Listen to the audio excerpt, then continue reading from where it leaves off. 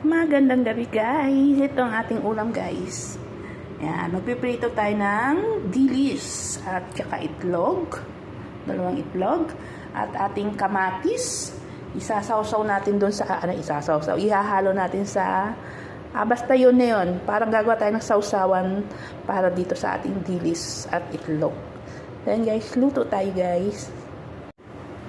Yan na ang ating hapunan guys. Ginayat na kamatis, pritong itlog, pritong dilis at naning.